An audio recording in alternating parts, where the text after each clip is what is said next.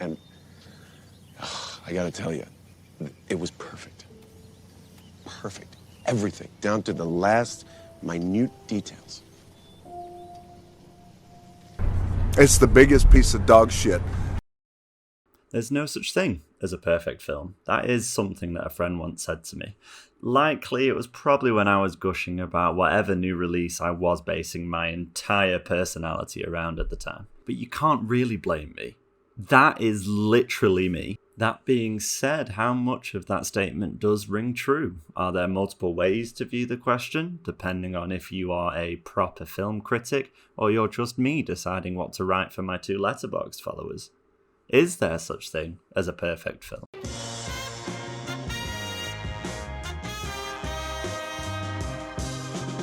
I believe there are 2 ways to view this question, granted using terms that have been run into the ground at this point, but they are objectively and subjectively. I'm sure you've heard the former when the most obnoxious guy you've ever met at a party tells you, "The Last Jedi is an objectively bad film and this is my whole personality." Granted, we do sometimes need to look at things objectively. This is focusing on the more technical aspects, whether it's from the writing, how the light reflects in characters' eyes, does it send a message and is this delivered in a meaningful way? Or are you just sat there watching Liam Neeson do crazy shit like this?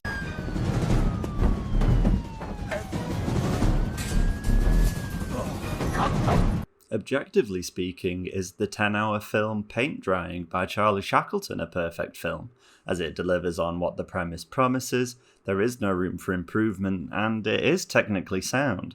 It certainly achieved its messaging by being a protest of censorship at the time, making the British Board of Film Classification watch it all the way through. And they did think of the children because they gave it a U, so gather around, Timmy, I'm going to lock you in a closet for 10 hours. It's incredibly difficult to make a film. Just think of one of the worst ones you've ever watched. Now go look at the credits. You'll see a whole list of individuals collaborating, all coming together to somehow get a finished project at the end. With all of these moving parts, is it not worth commending a team that actually manages to get something onto the screen? Okay, I didn't know this many people. Oh, it's still going. It is still going. Well, I guess this is why it's an Oscar winner. Objectivity does help bring comfort to the famous names that could dictate your tastes, the people involved that you know, whatever the film, you are in safe hands due to their overall technical prowess.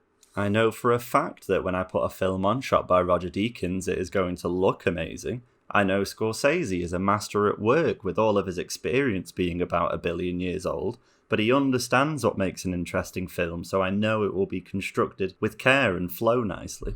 One of the issues of looking at things objectively is I can't shake the feeling that focusing on technical aspects completely drains the life out of a piece of art, if it really had any to begin with. A Hollywood movie is probably going to be ahead in this regard, as they have the budget to buy better cameras, get better lighting, and access to better locations. But none of this means anything when they completely waste their resources and you end up not feeling anything, it looking like shit, when you can easily just watch an indie film that uses its limitations to its advantage and it does capture the essence and heart of an idea. Tony Stark was able to build this in a cave with a box of scrap!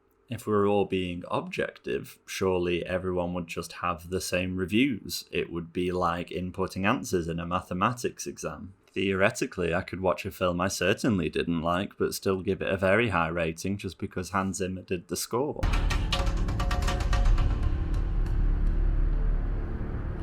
Is subjectivity more important, as that is at the end of the day what you take away when the credits roll? Being subjective, we are relying on our own internal thoughts and feelings. I know what I like, so I don't seek out projects that don't interest me. The two sides definitely start to butt heads when films like The Room rear their ugly head. Yes, it is objectively bad, but it is by far one of the most entertaining experiences I can throw a spoon to.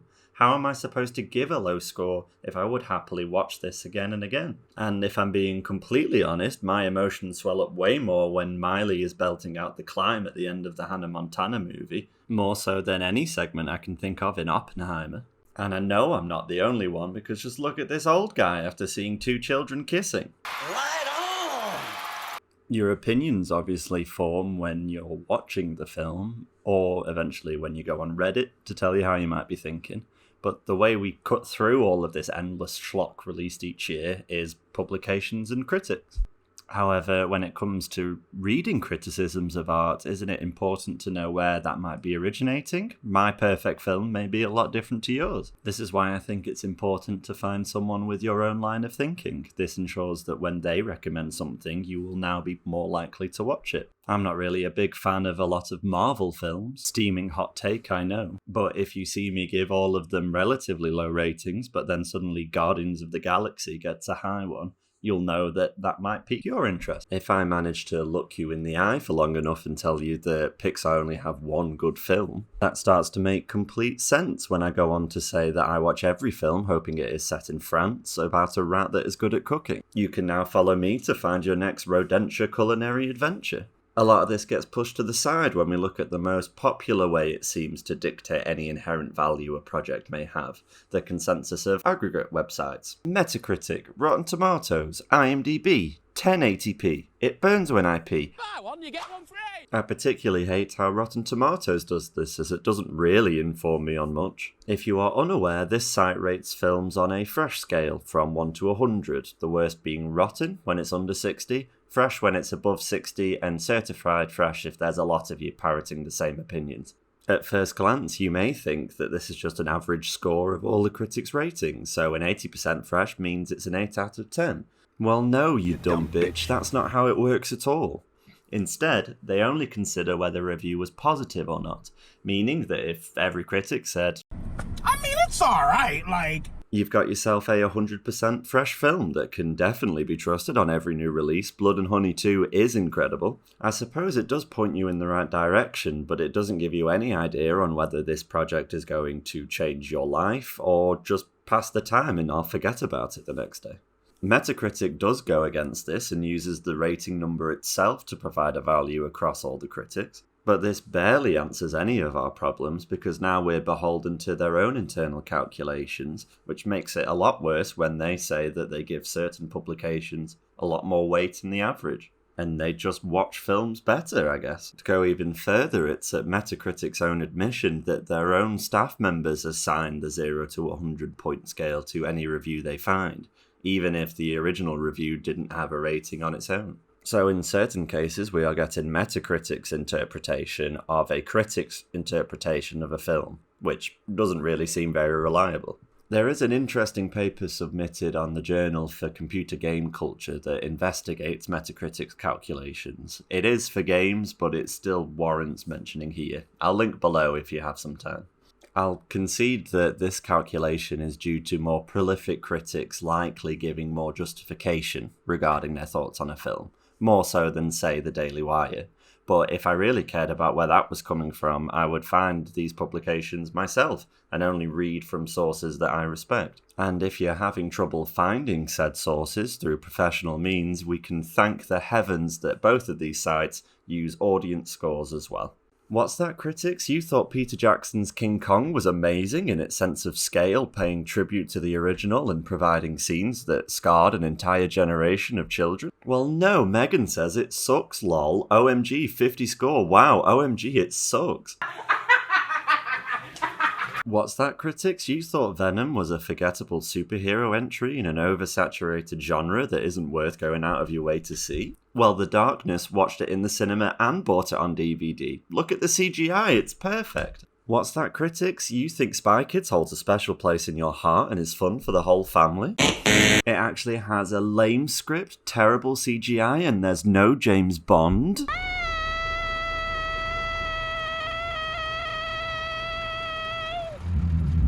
Just to further drive me insane, of course on this video I needed to search for a varied number of different rating scores, so I decided, hey, I'll just search for a few bad films that I know. And what do I come across? The audience score for Wild Hogs. The film where John Travolta just wants to ride Sally Ride.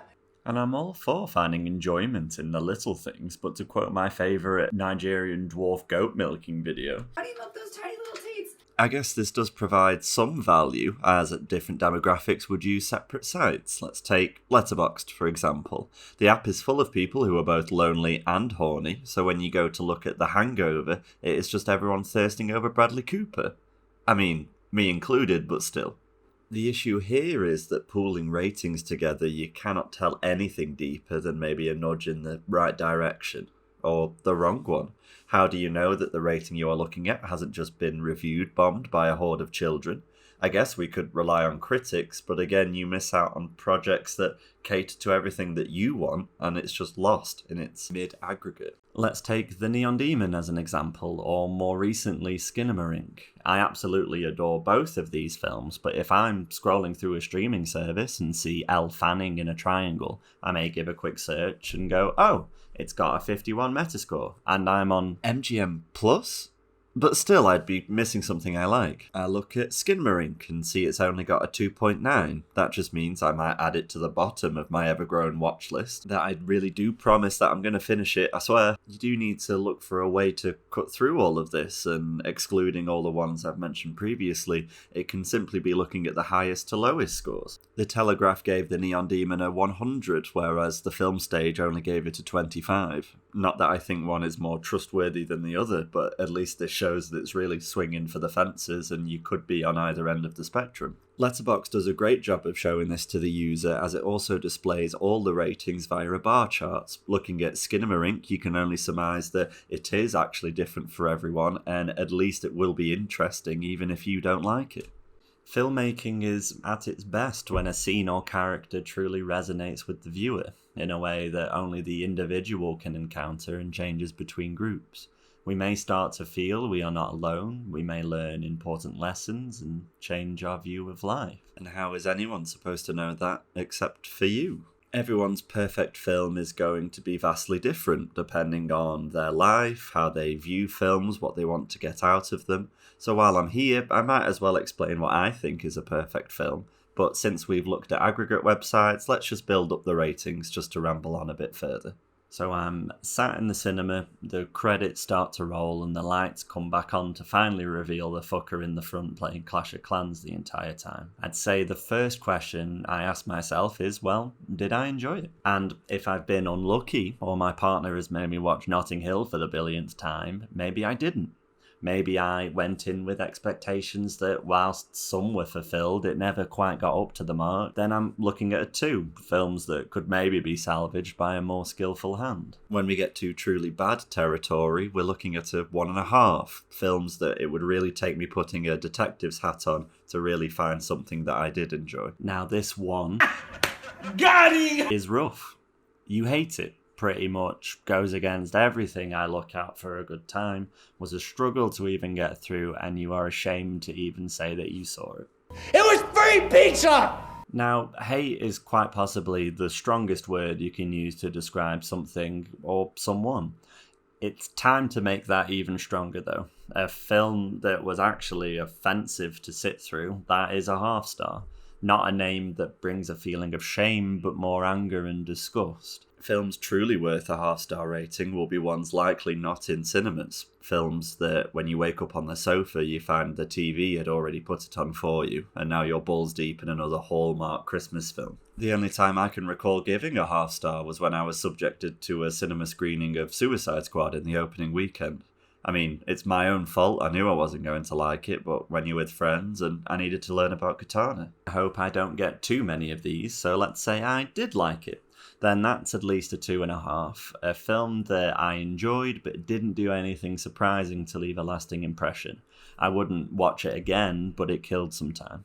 If I'm left feeling somewhat positive about it, increase that to a 3. These are usually films with lots of ideas present that interest me, but doesn't quite use them to their full potential and will likely leave me disappointed, but I could probably sit through it again. If I would recommend a film, then we get to 3.5 star territory. Just a solid project that gets the job done and is entertaining throughout. If the word great comes to mind, it is likely a 4. These films are usually the best in their given genre, executing with precision, but is likely not trying to do anything to push further beyond those means and actually transcend any medium. Whereas a 4.5 is usually something that I would consider a masterpiece. Unlike the previous entry, it has managed to push through the barrier and it is truly something incredible. I cannot really describe what is missing, but I just know. There is a overwhelming feeling when you watch a 5-star film, something that is truly masterful. I know when I don't speak and end up at the end of the credits before I even know it. These scores are usually reserved for ones that resonate with me on a personal level, the ones I would watch every day if I could. One that caters to everything I look for, and even if I can think of flaws, I really don't care. I'm not here particularly saying that Frank Oz's Little Shop of Horrors really captures the essence of cinema and should be put in the Louvre, but it will always hold a special place in my heart, being my mum's favourite musical. And every watch taking me back to my childhood sat on my parents' bed while she stood and did the ironing, staring at a huge busted CRT screen and humming along to my favourite songs, albeit I was probably a bit too young. And it's that connection, the emotion any string of images can evoke, is filmmaking at its best, and in my opinion, that is what makes a perfect film. In an attempt to recap everything that this video has discussed, it's fair to say that perfect films exist for some, but not for others. It's hard not to get bogged down with everything that various websites are saying or really caring about the technical, but let's not forget that this is a form of entertainment, so just trust your gut and have fun. And even if it's not a perfect film, you can still have a healthy mix between your ratings. Do you think I really care that I gave Bring It On and Women Talking 4 out of 5? They are both amazing.